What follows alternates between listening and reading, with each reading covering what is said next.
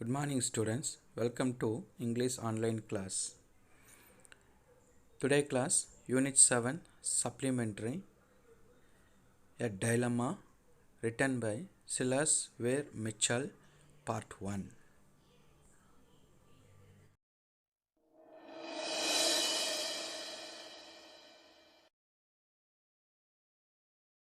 Hello students, in the previous video we had seen the lesson, supplementary lesson, a dilemma by Silas Ware Mitchell. In that we had seen an introduction about the title, about the author, the glossary and the characters involved. We had even seen the outline of the story. Now shall we go into the lesson and read it line by line and then get to know what happens at the end of the story and then the moral of the story. Shall we go into the lesson? A Dilemma by Silas Ware Mitchell. I was just 37 when my uncle Philip died. A week before that, he sent for me. And here let me say that I had never set eyes on him. He hated my mother, but I do not know why. She told me long before his last illness that I need expect nothing from my father's brother. He was an inventor, an able and ingenious mechanical engineer, and had much money by his improvement in turbine wheels. He was a bachelor, lived alone, cooked his own meals, and collected precious stones, especially rubies and pearls.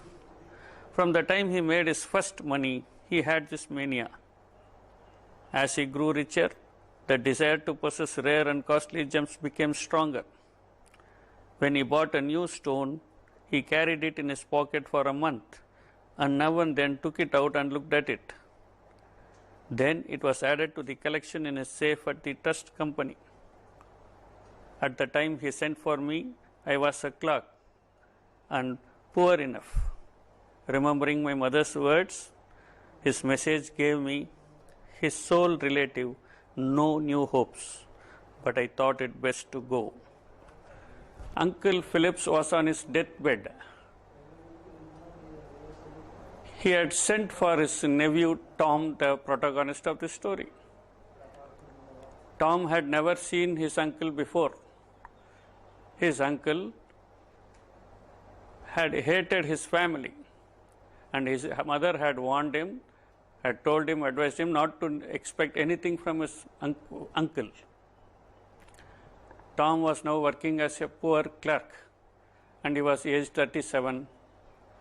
His uncle had said the message. In his message, he had put the word, my sole relative.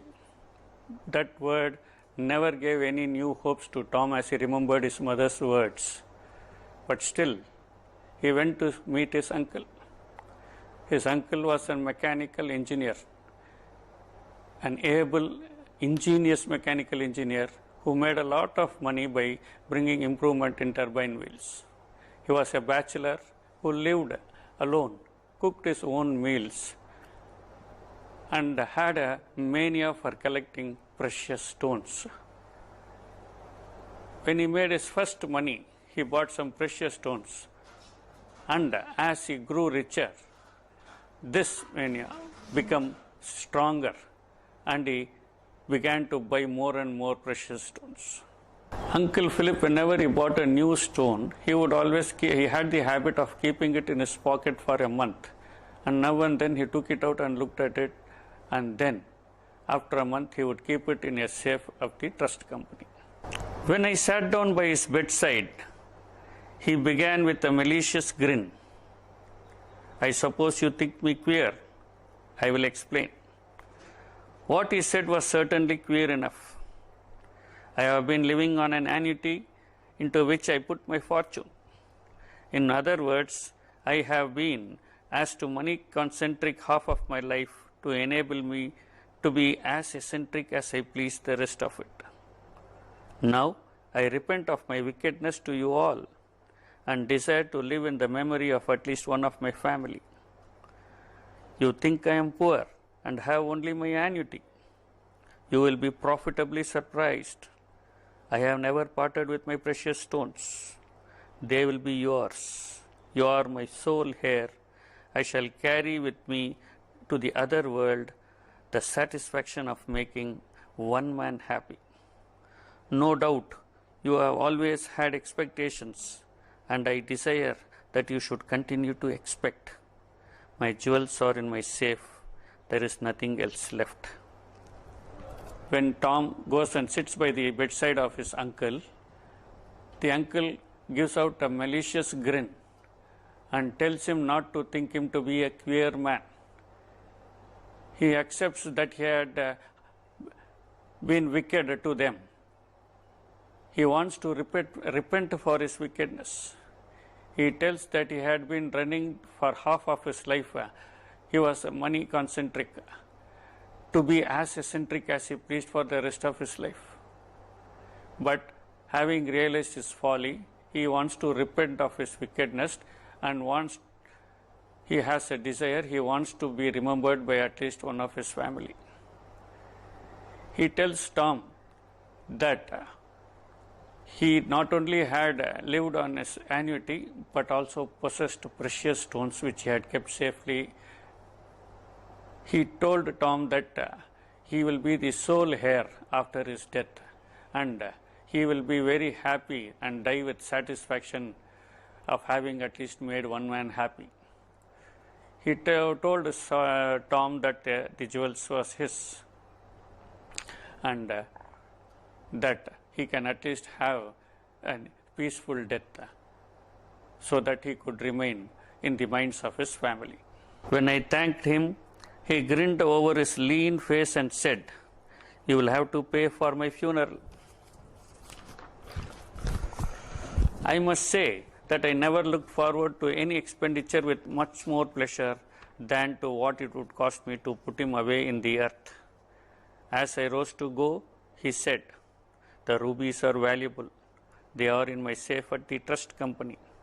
Before you unlock the box, be very careful to read a letter which lies on top of it, and be sure not to shake the box." I thought this odd. Don't come back. It won't hasten things. As Tom thanked his uncle for making him the sole heir, and he was got up to leave, his uncle told him that he had a condition for him, that he should pay for his funeral. Tom at the most was very delighted to look for any such expenditure he had to do that would put him away on the earth. Tom agreed to do that. The uncle further told him, as he wanted to go, as he rose to go, he told him that the jewels were very safe in its trust company, and as he opened it, he should be very careful to read a letter that lies on top of the safe. He also reminded him a word of caution that he should not shake the box. That seemed very odd to Tom. He couldn't understand why, but yet he agreed and left his uncle. But as he was going, the uncle told him not to come back, as it won't hasten anything. He died that way next week and was handsomely buried. The day after his will was found, leaving me his heir, I opened his safe and found in it nothing but an iron box, evidently of his own making. For he was a skilled worksman and very ingenious. The box was very heavy and strong, about 10 inches long, 8 inches wide, and 10 inches high. He died that week. Later that week, he died. His uncle died, and he was handsomely buried, as said by Tom. A day after his death, his will was found, leaving Tom the heir. This enabled Tom to go to the trust company and open the safe. And when he opened the safe, inside it he found nothing but an iron box. An iron box which was very heavy and strong, made by the uncle, because evidently it was of his own making, because it was very heavy and strong. And also his uncle was an able, skilled worksman. very ingenious person who could make a box of his own. Then after, there was a letter on top of the box along with a key. Now Tom opened the letter and began to read it. On it lay a letter to me. It ran thus: Dear Tom, this box contains a very large number of very fine pigeon blood rubies and a fair lot of diamonds. One is blue, a beauty. There are hundreds of pearls, one the famous green pearl, and a necklace of blue pearls for which any woman would sell her soul or her affections. I thought of Susan. I wish you to continue to have expectations and continuously to remember your dear uncle, and I would have left these stones to some charity. But I hate the poor as much as I hate your mother's son. Yes, rather more. The box contains an interesting mechanism which will act with certainty as you unlock it and explode 10 ounces of my improved supersensitive dynamite. No, to be accurate, there are only 9.5 ounces. Doubt me and open it, and you will be blown to atoms. Believe me, and you will continue to nourish expectations which will never be fulfilled. As a considerate man, I counsel extreme care in handling the box. Don't forget your affectionate uncle. Now Tom began to read the letter.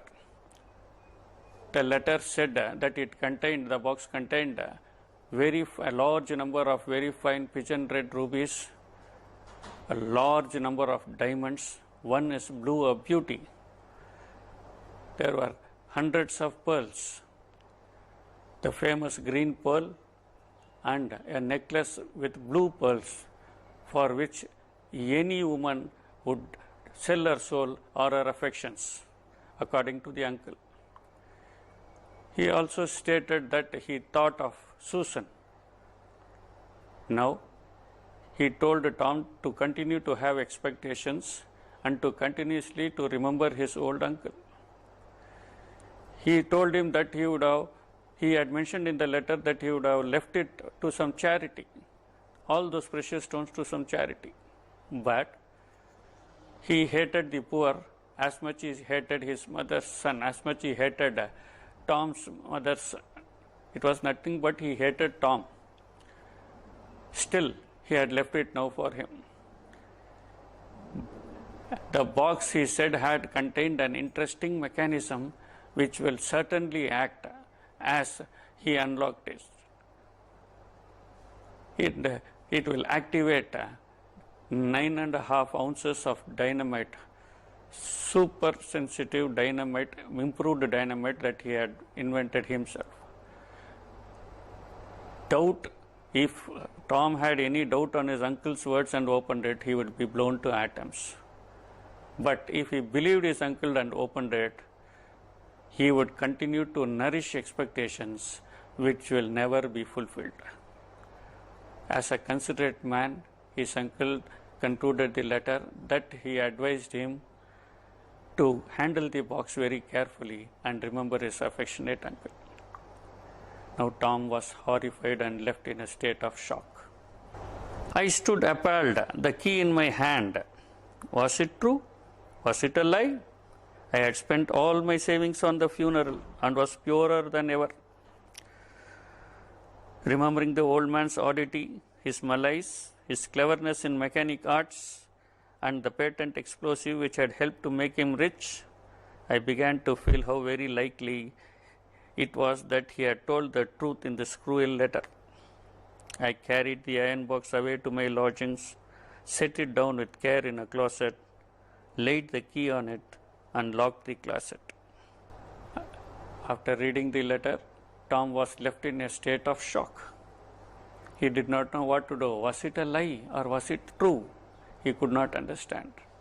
The poor man had spent all his earnings and savings upon the funeral, and he had become more poorer now. He did not know what to do. Remembering that old man's nature, his oddity, his malice, his intelligence his cleverness in mechanic arts and the patent explosive which had made him rich, it seemed to him likely that he had in fact told the truth in that cruel letter. He did not know what to do. He simply took that box away to his lodgings, kept it safely in a closet, and the key on the iron box, and locked the closet. Then I sat down, as yet hopeful, and began to exert my ingenuity upon ways of opening the box without being killed. There must be a way.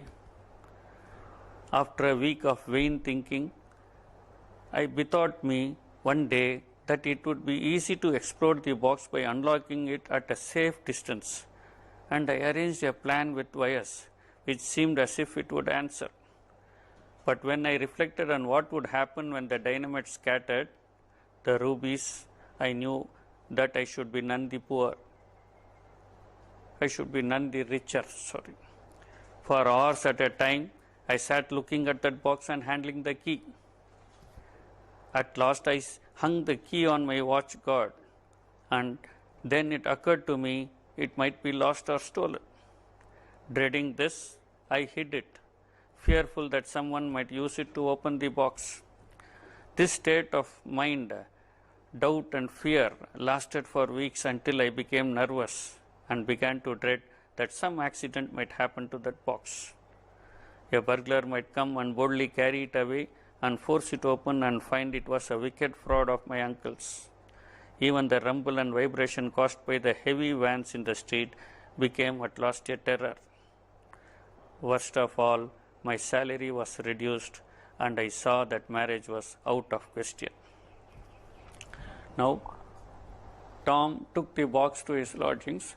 He kept it in the closet and sat down beside it, having the key in his hand, thinking upon the ways of opening the box without being killed. He thought that there must be some way of opening it. After a week of vainless thinking, he came upon the idea of opening the box from a safe distance with the help of a wire. And even if it explodes, nothing would happen to him. But when it reflected on the thought, if the dynamite exploded, what would happen to the diamonds, rubies and pearls inside? They would be blown to pieces, and he would become very poor. This thought again stopped him from doing that. Weeks passed, and he became more and more fearful and scary.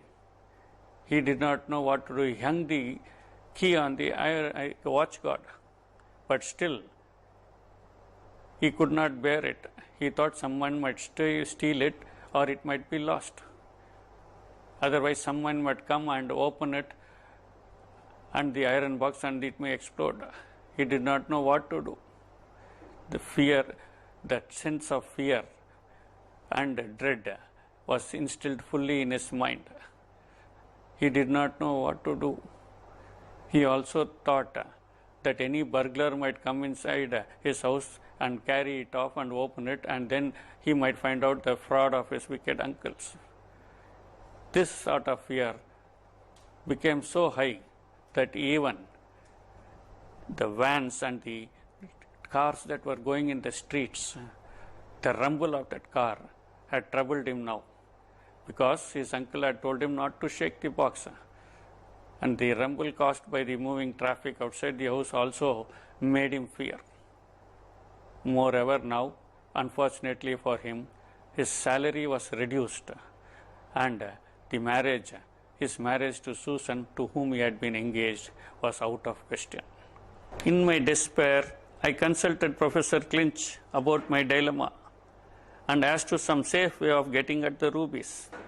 He said that if my uncle had not lied, there was none that would not ruin the stones, especially the pearls, but that it was a silly tale and altogether incredible.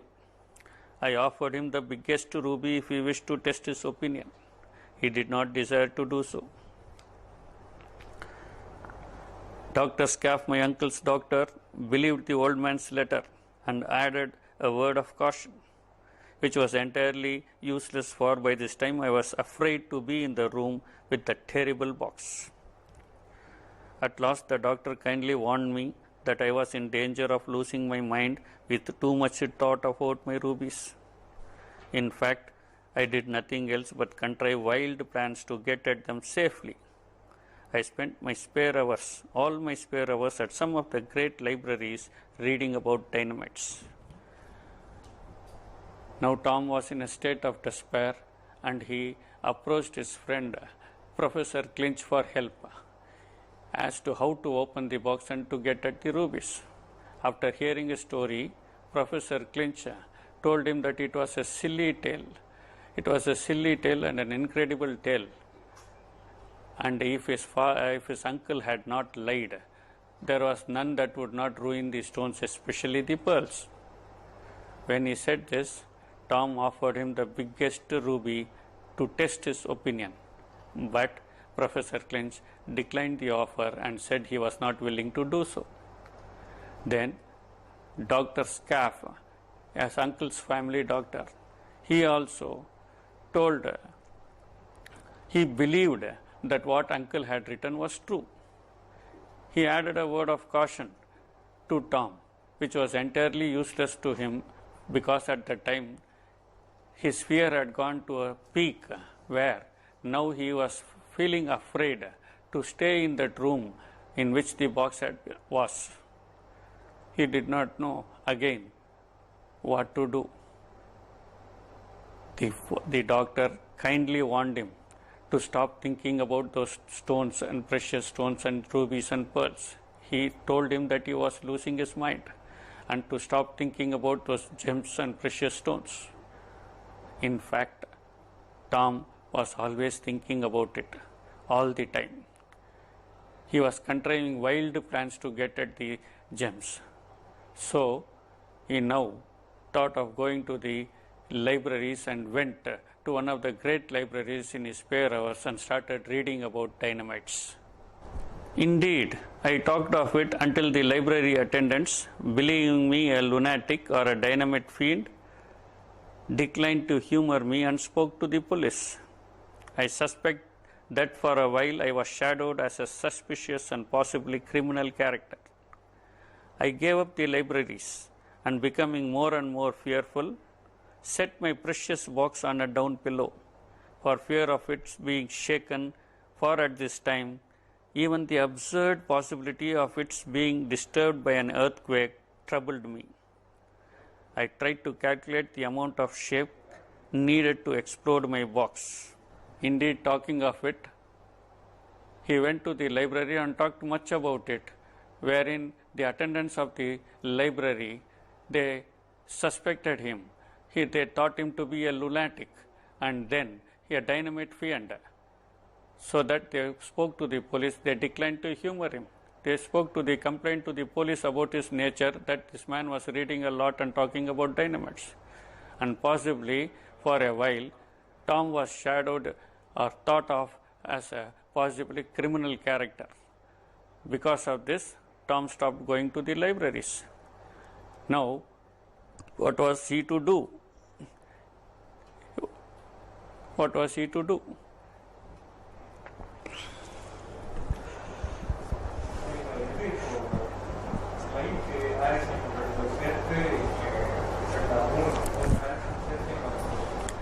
Tom went home, and now he became so fearful that he put the iron box he set the iron box on a down pillow such that it might not shake. He thought any shake would cause it to explode. He was now in such a state of fear that he had that absurd